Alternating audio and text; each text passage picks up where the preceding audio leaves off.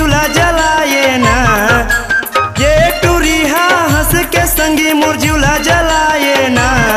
ये पड़ोसिन टूरी के चक्कर में पढ़ना लिखना भुलायो ना, ये पड़ोसिन टूरी के चक्कर में पढ़ना लिखना भुलायो ना। ये टूरिहा हंस के संगी मुरझुला जलाए ना, ये टूरिहा हंस के संगी मुरझुला जलाए ना। ये पड़ोसिन टूरी के चक्कर में पढ़ना लिखना भुलायो ना, ये पड़ोसिन टूरी के चक्कर में पढ़ना लिखना भुलायो ना।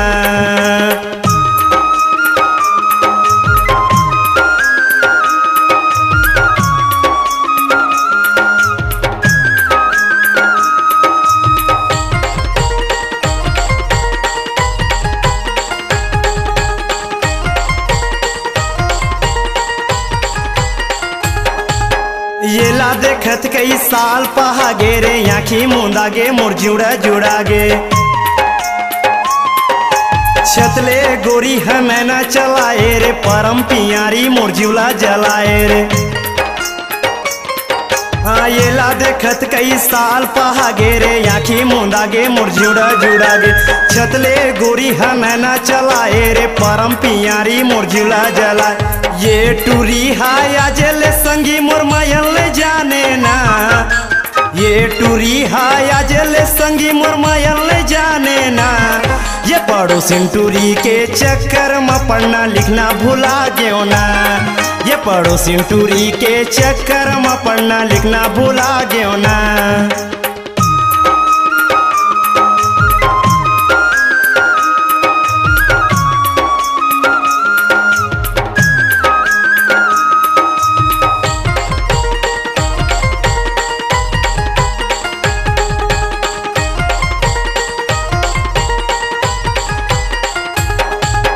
बचपन के दोनों साथी रहेन, खेलेन कूदेन हम मजा करेन।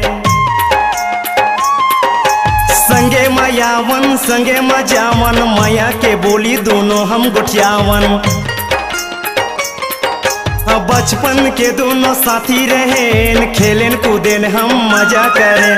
संगे मयावन संगे मजावन, माया के बोली दोनों हम गुठियाव।